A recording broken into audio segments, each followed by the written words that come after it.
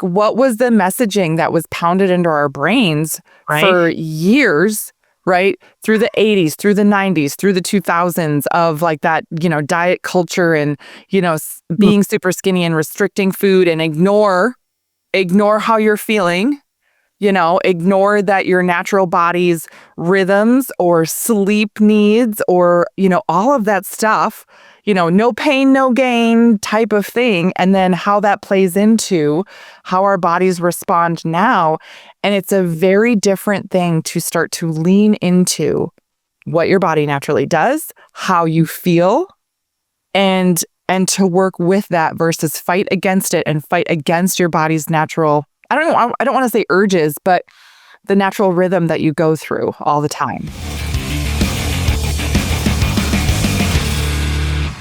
Hi, and welcome to the Strong by Design podcast channel. I'm your host today, Coach Tanya, and joining me is the fabulous Dr. Beth Westie. Welcome, Dr. Beth.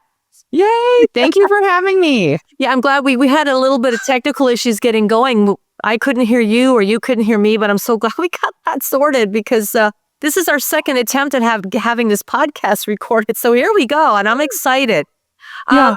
Yeah, before we get going, I just want to share with our listeners a little bit about you. You are the author of the best-selling book, The Female Fat Solution and Female Menopause Solution. You've also created the 12-week Female Hormone Solution Program, and you're the host of your own podcast, the Female Health Solution Podcast, which, by the way, you want to check out. It's absolutely fabulous. Dr. Beth has made it her mission to change the way women view their health.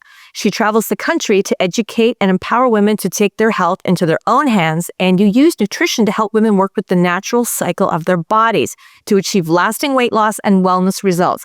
We're really excited to discuss this because this is a topic that never gets old.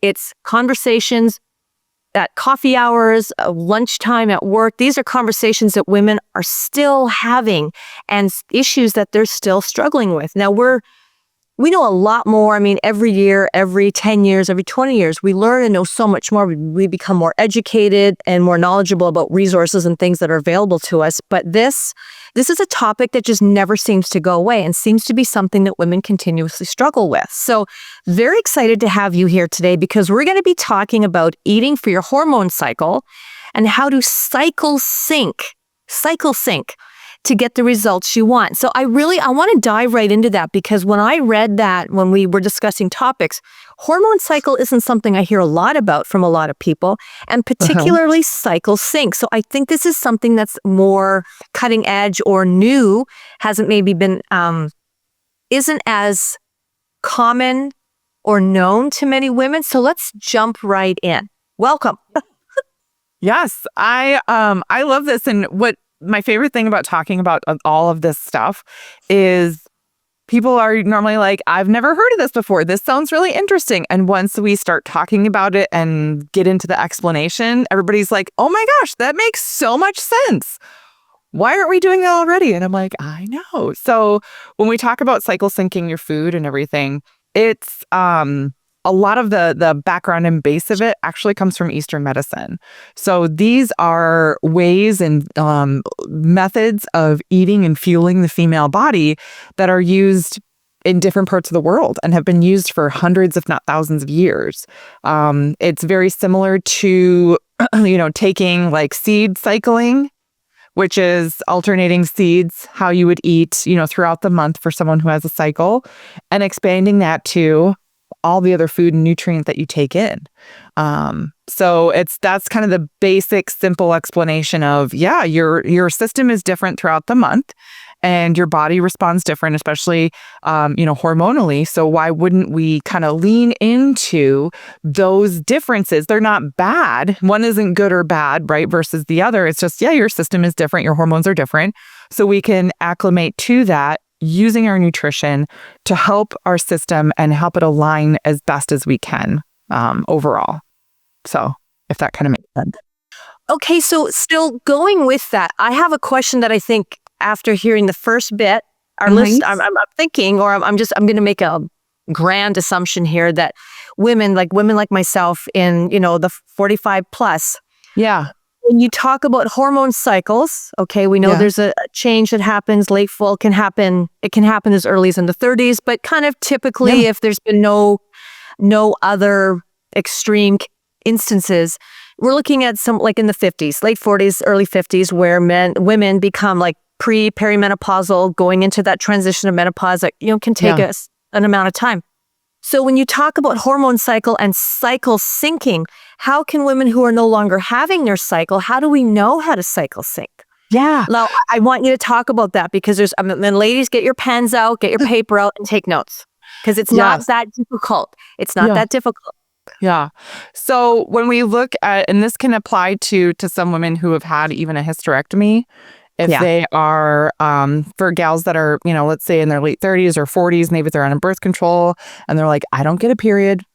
I haven't gotten a period in years. I don't know where I'm at. Or I've had a hysterectomy, so I don't have one. I still have my ovaries. What do I do?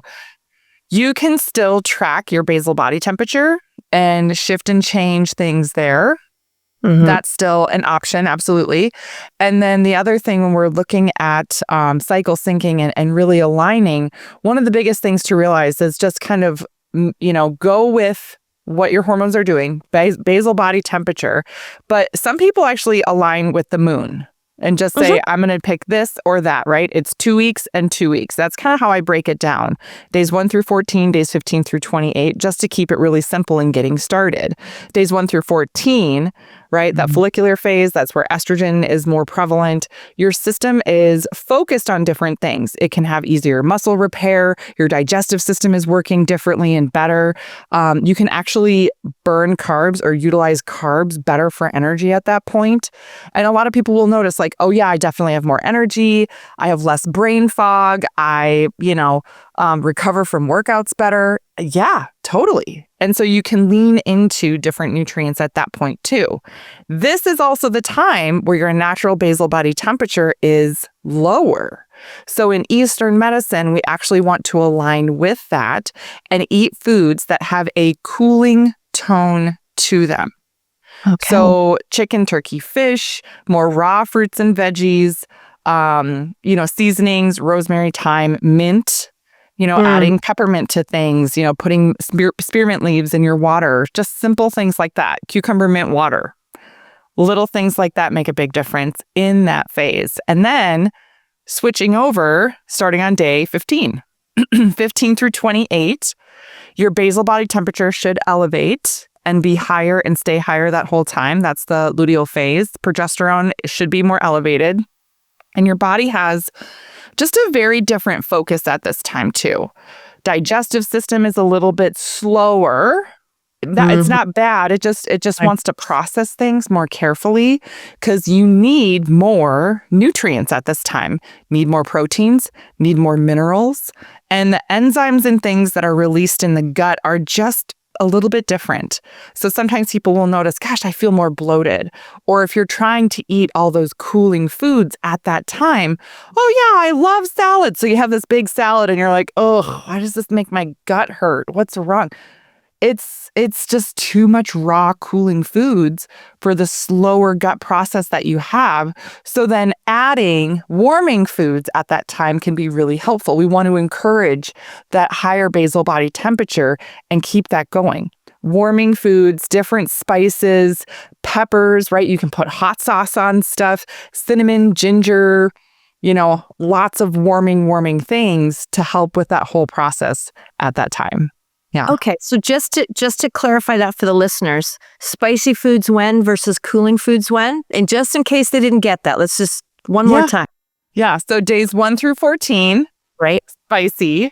Days 1 through 14 is the cooling, not spicy, right? And I don't want to call it bland. Right. But some people will describe it as like, oh, this is kind of boring. It's well, and part of that with that whole change and your taste changed too. And I've that's something I've noticed because someone that for most of my life rarely ever added salt to anything. I was so sensitive to salt. Like I would notice the slightest bit of salt that I would use it cooking because that tempers it a bit. But I never ever added salt. And now it's like I need it. Like I'm like, my body actually craves the salt. Yeah. Yes. Yeah. And that's because during that 15 through 28 timeframe, you need that. You need more protein, more healthy fats, more minerals, all of that stuff. And that goes along with that spicier food time, days 15 through 28. So a lot of the symptoms that women will have, PMS wise, I have cravings. I want salt. I want chips. I want pickles and all those things. Yeah, of course you do. You need those minerals in weeks 3 and 4 leading up to when your period would start. It makes a huge difference then in just how you feel because of how aligned you are with your food and what your hormones are naturally doing in your system versus so many people fight that process for themselves. Do you know what I mean? Like, oh, I should eat the same every day of the month. I got to eat the same meal plan. If I step outside this little window of what I should be eating, that's bad. And I'm like, no, you live in a different body each week throughout the month. Literally, it's not just the brain, the whole being changes. Yeah. It's funny because, or not funny, I don't want anybody to take offense to that, but as I've gotten older, and again, multiple conversations with women, like from their 30s into their 60s. And one of the things I like to stress, or one of the things I like to bring into the conversation is this embracing, like just accepting with some humor. You have to have some humor in all of this. But as you go through, women, we go through puberty where we start to get a period. And then, there's the childbearing years and there's all of that happens with that. And then there's the after of that. And then we get, premenopause and menopause. So we have all these kind of milestones in our life. And I like to, on a more, I guess, sort of emotional level with women is like, just, when we learn to kind of accept and embrace that, okay, my body's different. It needs different things at different times. It's reacting differently. Having, that second glass of red wine in the evening, actually, I can't sleep as well at night. I get night sweats, or I get restless leg syndrome.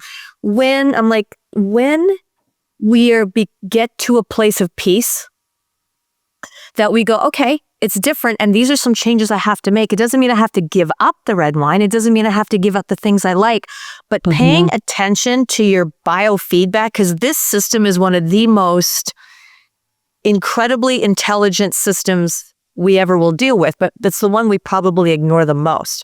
And when we can sort of settle into that and go, okay, the transition actually becomes, I'm not going to say easier, because menopause, especially navigating that can be a bit of a roller coaster. But when we willingly accept that these changes are happening and we pay attention to what our body's telling us and we work with that, that navigation system goes from this to this. Yeah. Would you agree? Would you disagree? What are your thoughts on that? Yeah, no, 100%, 100%. And I feel like part of this too is, to bring in the conversation a little bit of how we were all raised, right? Like, what was the messaging that was pounded into our brains for years, right? Through the 80s, through the 90s, through the 2000s of like that, diet culture and, being super skinny and restricting food and ignore how you're feeling. Ignore that your natural body's rhythms or sleep needs or, all of that stuff, no pain, no gain type of thing. And then how that plays into how our bodies respond now. And it's a very different thing to start to lean into what your body naturally does, how you feel, and to work with that versus fight against it and fight against your body's natural, I don't want to say urges, but the natural rhythm that you go through all the time. Yeah. Right. Because there's a rhythm and rhythms change. It's like if you go, this is good. Really, this is what popped into my head and I'm thinking, don't say it out loud, but I'm going to say it out loud. I'm an Aquarius odd. But, if you think of like just even going out somewhere to a club or a dance, like the music's always changing. 1 minute you're dancing really fast, next minute it might be slow, next minute somebody might be doing limbo. Like it changes, and our body doesn't change quite that dramatically, but there's a natural rhythm. If you find the rhythm and work with it, it's easier to navigate, but I think it's also easier to be aware of when something isn't working or is working or changes, because when you become friends with your body again, and listen to it, there's kind of this relationship, right? That the body's like, okay, this is what's going on, and I'm gonna do my best to communicate with you. This is what's happening by giving signals of, I like this, I don't like this, I'm craving this. This is absolutely out of the question, or we need to, like pull on the reins a little bit. It might take for somebody, depending on their upbringing and their diet culture, as you say, what their relationship is and has been with food and nutrition. Yeah. That can be, again, it can feel very overwhelming because it can be like, I don't even know what this means. So for women that might be in, whether it's, pre or perimenopause or they're menopausal, and they find themselves in this shift, and their understanding of maybe diet and nutrition and how to use that to optimize their best health through this stage. What are a couple really first things that they can do? Like, you can't, it's like somebody that wants to lose weight, somebody that's really motivated. The worst thing they can do is come home and throw all of the food out. That's the absolute worst thing they can do. Usually I like to say, well, let's start with what's one thing that really you're not that great at. And it might be, I barely drink water. Well, let's start with that. Let's do 10 days of so many glasses of water. And when you get to the end of that, let's add another thing or add in more water. So for women that find themselves just, what are a couple easy first starts for them? Yeah. So some of my favorite things are, just start with at least one meal a day where you are toning it more cooling or warming. And these are foods that you eat already, right? This is not restrictive. This is not exclusive to anything. For example, I like to do a protein shake in the morning. It's just fast and easy. I've got kids. I have to get them out the door, all the things, right? So one of my first meals is a protein shake. And so I love, chocolate flavor. So in my cooling phase, I will do chocolate and add some peppermint to it. Just like a drop or two, just a little bit. There you go. Like I'm getting all the same things and right now. toning it cooling. Yeah. And then for warming, I switch to cinnamon. Nice. It's just that easy. Like I said, I've got kids. So as a family, we have family dinners, all the time, and things like tacos, right? Everybody loves tacos, but I will make sure we have chicken tacos, and I will not add spice to mine when I'm in the cooling phase. But when I'm in the warming phase, beef or venison, and then I will add all the peppers, all the spices, as much as I can handle. And so just little ways, like start with one meal a day, start with layering that in. Again, you can flavor your waters this way. And even after a month or two of doing this, a lot of women notice, wow, I really do crave more spicy things during this time. And I'm like, perfect. That's exactly what we're going for. Now the system and the engineer are working together. So right? I like that. So the system again, and engineer. Going back to cycles, and for women that are no longer having a cycle, you talked about basal body temperature, but some women who don't, are like, I'm not going to track that. What are some other indications that women? I mean, I'm a big fan of, because I like to write things, so I'm a big fan of writing things down, because that's how I can go back, and because I got so much going on. How I forget, like by tomorrow I'll forget what I had for breakfast today. So I like to write down, like when I notice my body changing, I started just writing things down, like when my sleep was being disrupted, what I ate the night before, that kind of stuff. So besides basal temperature, what are some really easy sort of signals? Because the body, it doesn't always make it really difficult for us. I mean, if we fight it, it becomes difficult because we're resisting. But the body actually is really trying to work with us at our level. So what are some of the other signs, symptoms, clues that women can pay attention to and go, oh, okay, so things are changing? What are some of those that they can acknowledge? Yeah. So one of the other things is like cervical mucus can change, energy levels change, sleep quality can change, and you can kind of align with that. For women who are like full menopause, they're like, nope, I haven't had a cycle in years and years. That's not part of it. One of the biggest things to recognize is that the body then is so hormonally different because your estrogen and progesterone levels are just a lot lower They're not gone really, right? But it's just a lot lower. But you can still take advantage of cycle syncing your foods, because then you're really kind of playing with your metabolism. One of the things that the female body's so good at is acclimating. It's going to acclimate. Oh, you're going to change up your workouts, right? And this goes along with the same thing where people say don't do the same workout every day, because your body will acclimate to it and it won't be as effective. That's its job, right? So if you're eating the same thing and the same things every day, all the time, your body's going to acclimate and not utilize those nutrients as best as it can. Whereas if you're switching and using the tone of the food, the warming and the cooling can be a great way to do this. That helps metabolically overall. And then also noting that the menopausal body, there's a few specific things with this. The digestive system changes a lot, so you're not uploading the same amount of nutrients. So it takes more protein to do the same job protein used to do before menopause. Not because you're doing anything wrong, but just because it takes more protein to upload. So if you were eating, I was eating 20 grams protein for breakfast, you will need 25 or 30 grams of protein for breakfast for it to do the same thing that protein used to do. That's a big one. And then minerals and nutrients are also a big one. And then the other thing with menopause is carbohydrates. Really getting a blend. We tend to fear carbohydrates. Like there's this whole culture of like no carbs, no carbs, no carbs. Yeah. Yeah. You still need carbohydrate, but really focusing on a solid blend of simple and complex carbs. Because if we are only getting one or the other, it can actually impact how your body processes carbs. And again, this is for the female body, the menopausal body. The enzymes in your gut change so that you have I don't want to say harder time processing carbs, but that's why it's so important to get that blend.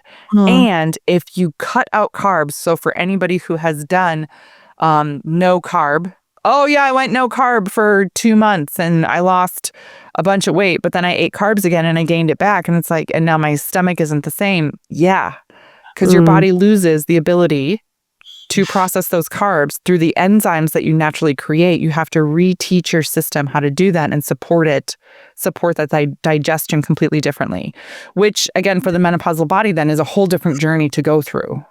Right. Right. And we don't want to make things any more, difficult than they are. But I think sometimes, a lot of times as women, I think sometimes we can make it a little harder for ourselves. Just typically women, this is not excluding men, but we're talking about women today. So we're going to talk about women. Typically women, we spend the majority of our lives taking care of everybody else. We are so, you could ask us any question about anyone in our family, our neighbors, our coworkers, their health, or like, I know why she's not feeling well. She's been eating mac and cheese the last 6 days. Like we can really, like, we're so alert to everybody else that we rarely put that kind of thought and time into ourselves. And then all of a sudden we're in this place where it's like, who, like from the neck down, who is this? And I don't know what to do with this thing that's attached to me, and we can make it a little difficult. So I think part of this, all of this falls under not just in terms of health and wellness, but also self-care, like paying attention to what we need. And I often will talk with women who've, scheduled consults with me and said, you've given so much. Now you're at this, especially the women that are like really, because some women get very emotionally upset about the fact that they're in menopause. It's not because they want to have more children or anything, but they kind of view it as like this tragic end to something. This not necessarily a tragic end to their life, but like a tragic end to like vitality and free, like stuff. And I'm like, well, wait a second, let's just give that a 2-degree shift. Just a second. And if you could view this as now you have the opportunity, that now you have time. Kids have likely left home or they don't need you the same. That's not always the case, but typically women are in a place of they may be empty nesters, or all of a sudden they have a lot more time where they're not needed the same way. Yeah. So I'm like, this is your gift. that's why, when everything works well and there's no other like medical issues or anything like that, that menopause happens at this phase of your life because, if things work the way, whatever normal is or how things are meant to go, we don't typically have a lot of little ones running around. We've got time to actually pay attention to ourselves and focus on self-care of ourselves. And when I can get them on board with that thinking, it's like, oh, it's really not a tragic end. It's just kind of a different beginning. Yeah. Yes. 100%. Yes. It's just a different way to focus on the body. And you're absolutely right. Having that time to dedicate to yourself is what your system needs. And you have to figure out how to live in the new meat suit that you run around in. Exactly. And it can, and it's actually with a few of the clients that I've worked with that have kind of they've gone through the peri and pre, and they're kind of in the mid of menopause. They're actually like, it's so awesome to see them doing things like one lady, she's always wanted to learn, like she's always wanted to take painting classes. So now she's doing painting. Like she's doing things, they're doing things that they always put on hold because they had a family to raise or they were obligated elsewhere. They were working, they were on committees, they were so spread thin taking care of everybody else that all like their little wish list of things they wanted to do, they put it on hold. And now they're like, oh, I'm going to take that dance class. Oh, I'm going to read these, the list of books that I've had for the last 10 years. I'm going to start reading those, or I'm going to, start like a little side hustle. And it's really, really wonderful to see that because, and as maybe fluffy as it may sound, those clients or those women who are friends, those women that I see embracing like that kind of joy back into their lives, it makes a massive difference in, again, this navigation of what's happening. And, they seem to find a peace in it and a freedom where they're more aware of what's happening. They're aware of the triggers. They're aware of the foods. They're aware of the exercise. And they just seem to find that rhythm a little, they're not fighting it as much. Yes. Yeah. Yeah. Because I do feel like there is that time frame where having families, it gets so busy, you push your own self, your own health, everything on the back burner, right? And usually women will not pay attention to their own issues unless it stops them in their tracks, right? Yeah. Oh, I've got a headache, but I can still press on. Here I go.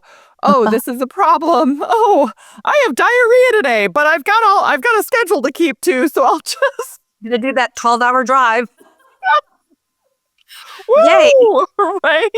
Right? Yeah.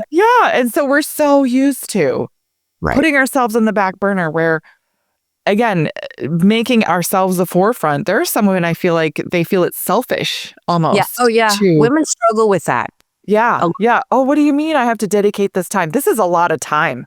This is a lot of time every day to focus on me. And I'm like, yeah, it's not, because you've been spending 3 times the amount of time focusing on everybody else.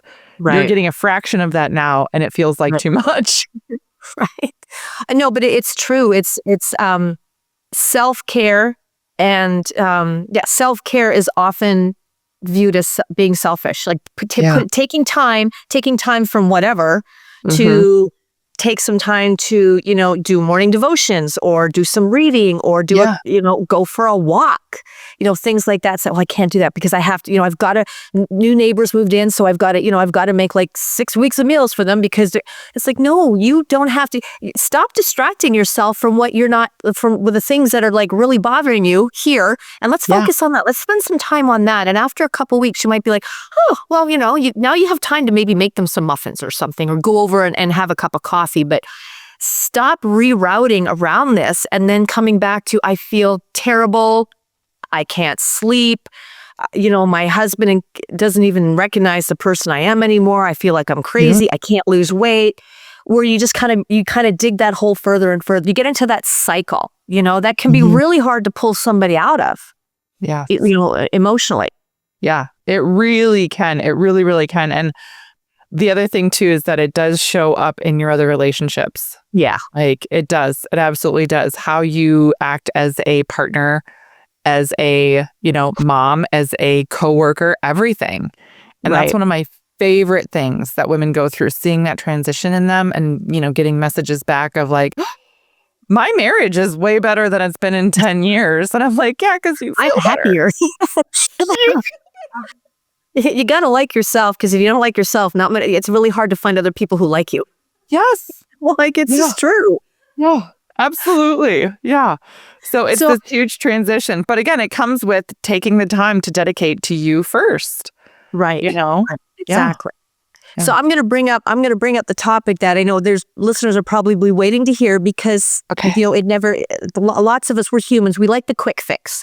So we can get into a pattern of behavior or habit where, okay, we're working with somebody, we're going to try it for like a week or two, but haven't really noticed much change. So now I want the pill, or I want the surgery, or I want the patch, or I want the HRT.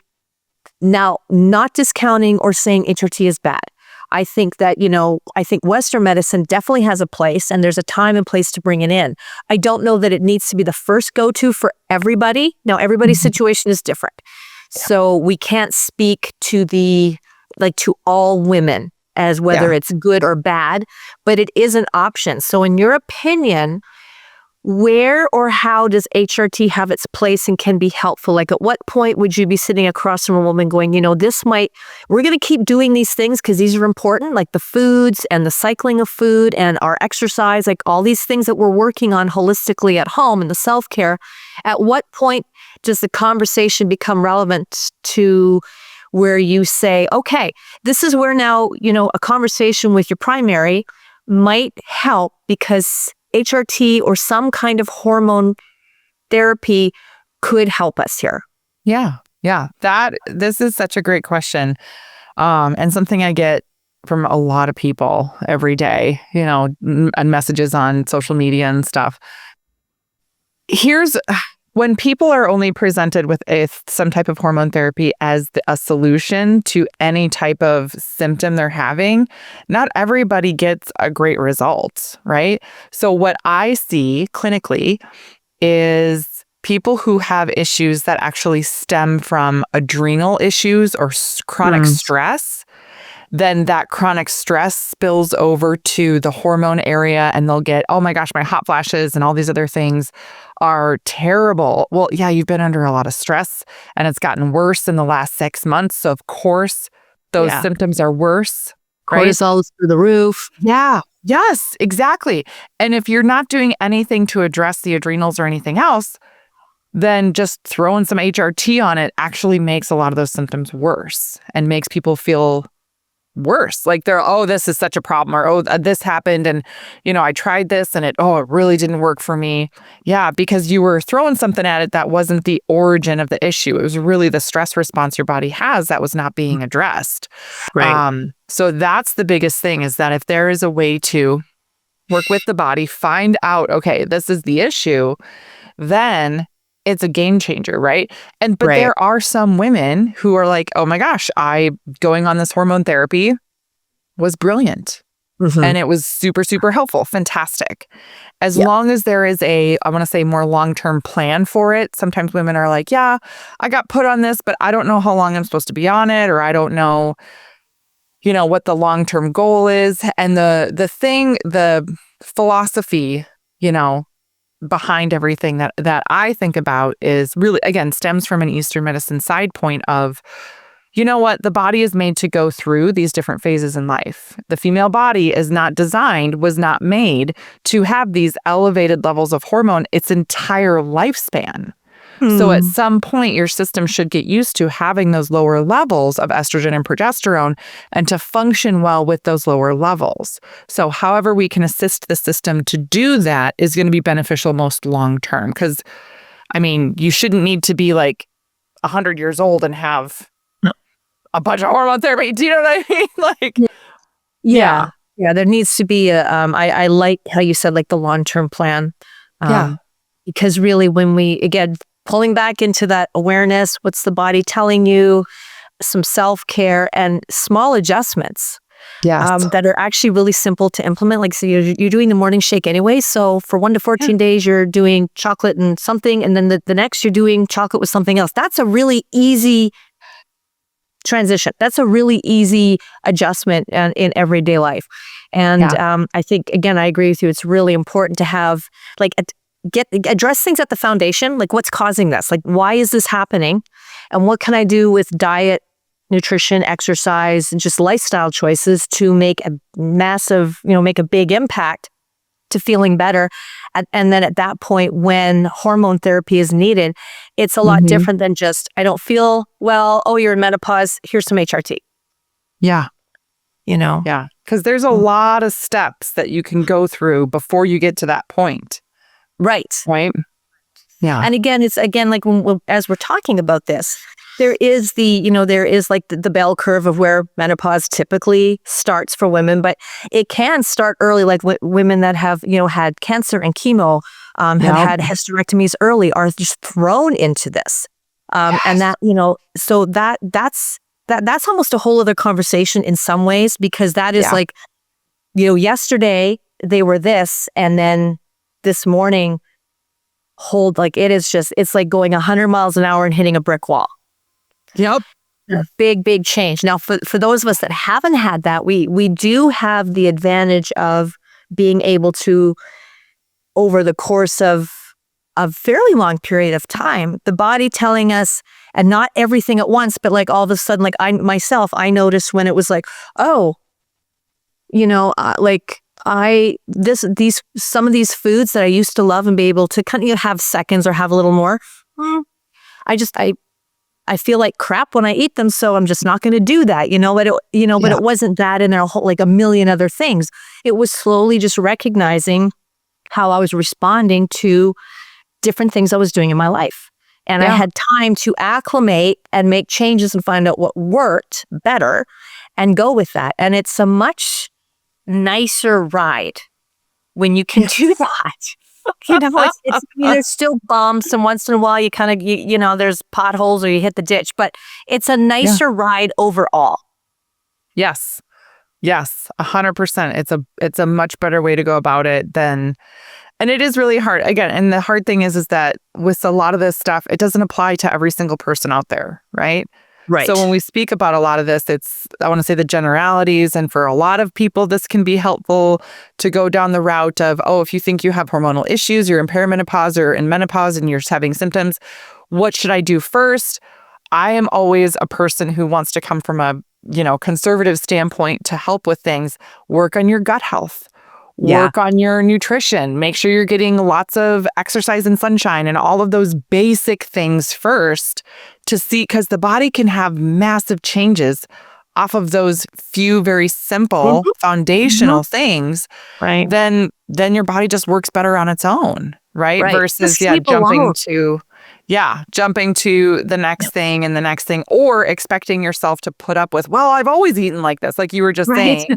You were just saying like, oh, my body doesn't love it when I eat too much of this now. Yep. It's totally different. Well, it used to do this, so I got to force it to try and do it again more. Right. Stop fighting against your body and work with it. It's going to be better. Yes. We're not saying you're going to love the whole thing, but it's going to be a lot better. You're going to like it more than hate it. Yes. It's very easy to hate it by putting yourself in a position where you just completely resist everything. Because as much as, I don't know that I'd want to be 20 or 30 again. I've actually loved every era of my life, and it just seems to get better because I think, and I hope, I'm becoming wiser. I'm becoming more patient, a lot more grounded, less, it's been a great ride. It's been a really great ride, but I didn't stop long enough to fight it. I would stop and be like, oh, well, that's different. Yeah. Okay, let's address it. But that, I was also raised in a household where nutrition and food was my mother was a stay-at-home mom, so we always had home-cooked meals, and our lunches were the leftovers. And, I grew up with a pretty good relationship with food, and knowing early on some things that, I could never eat green apples. Loved them, but one bite of a green apple and my mouth would just be full of canker sores. So just, I was always aware of interesting. how certain thing and just, oh, well, I'm not going to do that again, Yeah. So our bodies are really amazing. And I like to remind women of that. They are amazing. I mean, Yes. we grow human beings. We grow human beings. That's phenomenal. And that's a big, big thing. So, you got to be nice to this meat suit that, like you said, you have to really it's time to honor it and be like, okay, you were really good to me. I put a lot of stress on you. I did some crazy things, had babies, did all the stuff. And now you need some rest and you need things to slow down a little bit. So I'm going to give you that. Yes. Yeah. Yeah. And moving through the phases of life, because women go through phases of life very differently than males do, right? There's, in my book, The Female Fat Solution, I have a whole section called The 7 Bodies of Eve. Ooh, because we go through so many different bodies in our lifetime.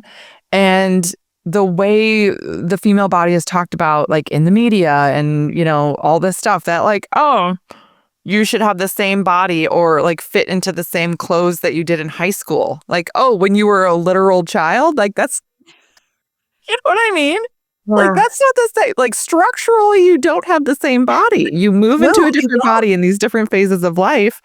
Lean into that and work with that new body. We just have to become acquainted again with what body we live in. So, yeah, exactly. Yeah. Well, this has been an awesome conversation. I want to have you back because there's so much more to talk about. I actually want to come. I want to have you back and I want to talk about the 7 Bodies of Eve. I think that's going to be a great conversation. So we're going to do that. But thank you so much for taking time out of your busy schedule to be on the show. It's been such a pleasure to talk with you. Now, we're going to include all of the how to get in touch with you on in the show notes. So make sure if you're listening, check the show notes. But right here, right now, Dr. Beth, where can people find you? What's the easiest way if someone's listening to this and goes, I need to talk to her? What's the best way for them to reach out to you? Yeah. Email is the fastest way, which is just beth@drbethwestie.com if you've got a direct question. Otherwise, I am most active on the social medias on Instagram. But I'm also on Facebook and YouTube, TikTok, all the things. All the things? All the things. Great. Well, again, thank you so much. I look forward to a future chat. And to those of you listening today, thank you so much for joining us. Remember to give us a 5-star review and please share the show, share the channel with friends and family. We love sharing the information, sharing our guests with all of you. I'm Coach Tanya. Thank you for joining me and we will talk soon. Bye-bye. Thank you so much for listening to the Strong by Design podcast. If you found value in today's episode, please subscribe so that more people can find out about our show. Plus, you don't want to miss any future episodes with the amazing guests and topics we have lined up for you.